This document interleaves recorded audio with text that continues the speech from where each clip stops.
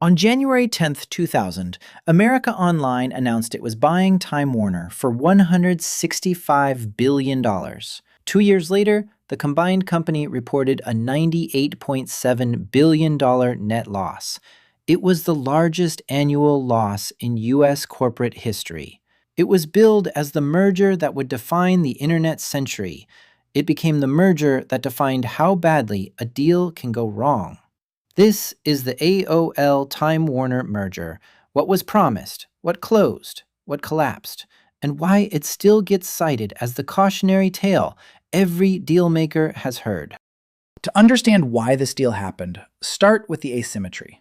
By the end of 1999, America Online had about 30 million dial-up subscribers, and a stock price that had returned roughly 11,600% through the decade.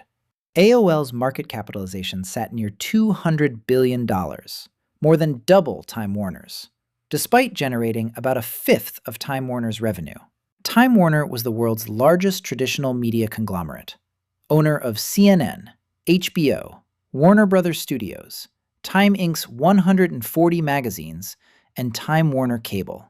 It had revenue, profits, and content. What it didn't have was a credible internet strategy. Time Warner CEO Gerald Levin was a former HBO executive who had spent the late 90s watching Wall Street reward internet companies and punish old media stocks.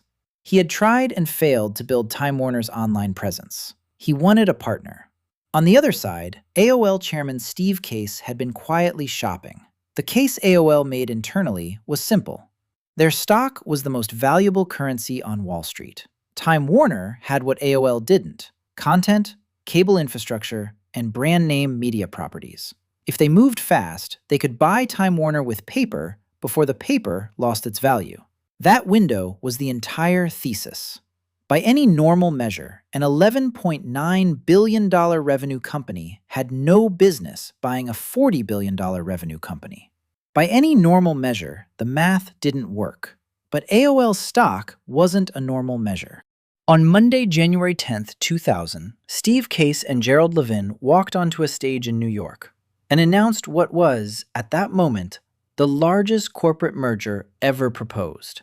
The terms: a 1.5-to-1 exchange ratio. Each Time Warner share would convert into 1.5 shares of a new combined entity. AOL shareholders would own 55% of the combined company. Time Warner shareholders would own 45%. The structure was unmistakable. AOL was buying Time Warner.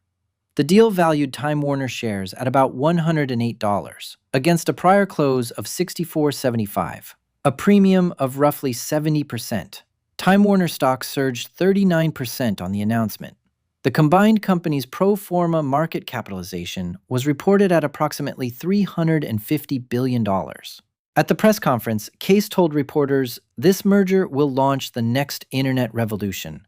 We're still just scratching the surface."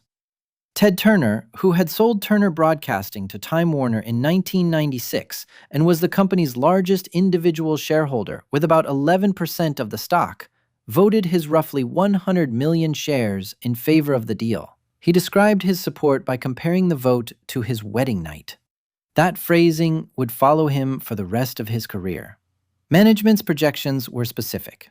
AOL Time Warner was expected to generate approximately $40 billion in revenue in 2001, its first full year, with EBITDA growth of 30%, reaching approximately $11 billion. These were management projections from the merger filing, not independent analyst estimates. There was one technical detail buried in the terms that would matter enormously later. The exchange ratio was fixed. Neither company could walk away from the merger if its stock price moved. AOL Time Warner's deal would close at whatever price the market said AOL was worth on closing day. Exactly 2 months after the announcement, on March 10th, 2000, the NASDAQ Composite hit its dot-com peak at 5,048. It would not return to that level for 15 years. AOL was already on the downslope. While the bubble cracked, regulators were just getting started. The Senate Commerce Committee held hearings in March 2000. The Federal Trade Commission examined the deal for most of the year. The Federal Communications Commission reviewed license transfers across Time Warner's cable systems. By mid-2000, the online advertising market, the source of most of AOL's projected synergy growth, was deteriorating fast. Dot-com clients that were AOL's biggest advertisers were losing access to funding and starting to disappear. The company's revenue forecast was getting harder to defend, but management kept committing to the $40 billion number. On December 14, 2000, the Federal Trade Commission cleared the merger, with conditions tied to opening Time Warner Cable to competing internet providers. On January 11, 2001, the Federal Communications Commission approved the license transfers. The merger was effective that same day. But during the year of regulatory review, AOL stock had fallen from roughly $72 to $47. By the time the merger closed, the effective value of the consideration AOL had paid for Time Warner was about $106.2 billion, not $165. The bubble currency had lost more than a third of its purchasing power on the way to the altar. AOL Time Warner began trading as a combined entity on January 12, 2001. Within months, the cracks were structural. The promised synergies between AOL's internet business and Time Warner's content divisions never materialized. Time Warner's divisions had operated as independent fiefdoms for decades, and they did not start cooperating because there was a new corporate logo on the building. Then, the September 11th attacks tipped the economy into recession. Online advertising spending collapsed. AOL's subscriber growth slowed as broadband adoption made dial-up obsolete faster than anyone expected. By early 2002, the company was preparing investors for a multi-billion-dollar goodwill write-down. In April 2002, AOL Time Warner reported a first-quarter net loss of $54.2 billion. That single quarter was the largest U.S. corporate quarterly loss in history.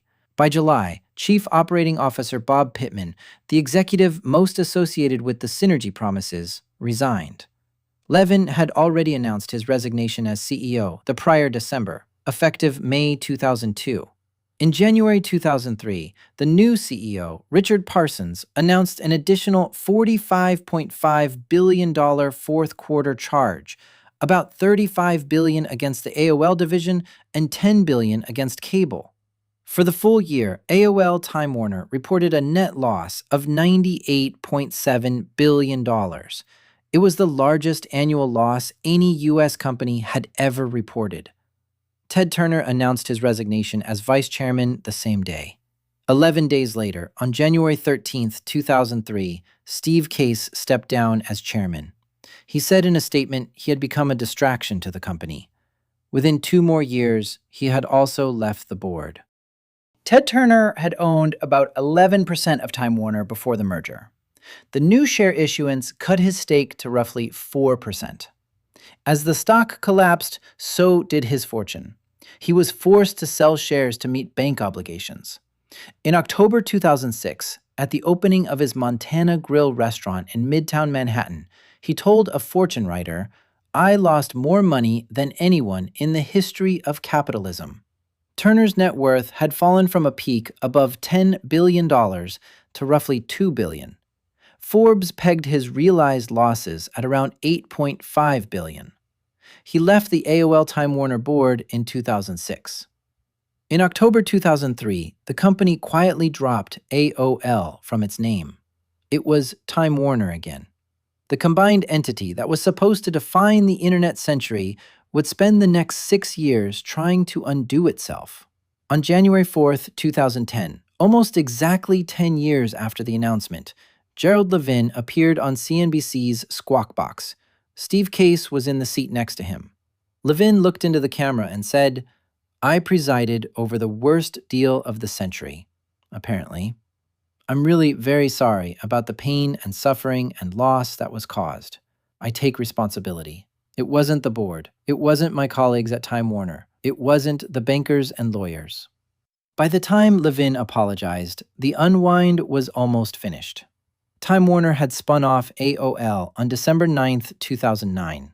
Shareholders received 1 share of AOL for every 11 shares of Time Warner they held. AOL traded as an independent company again. 6 years later, on May 12, 2015, Verizon agreed to buy AOL for $50 per share, about $4.4 billion in cash. Roughly 15 years earlier, AOL had been valued at over $200 billion on its own. The deal closed on June 23, 2015. Across the entire arc, peak to spin-off to sale, researchers estimate AOL Time Warner shareholders lost over $200 billion in market value. Some of that was the dot-com bubble correcting on its own. Some of it was the deal. The exact split is still debated. The directional answer isn't. AOL Time Warner became the case study every business school added to its curriculum. The blueprint for what not to do. Pay for an old economy company with stock the market had bid up to absurd levels. Project synergies that depended on cultures that had never cooperated. And lock in the exchange ratio before the music stopped. A quarter century later, the deal still gets cited every time a mega merger is announced. It defines the outer limit of what can happen when bubble-era stock meets old economy assets. And the people writing the press releases believe their own synergy math. The companies are gone. The lesson isn't.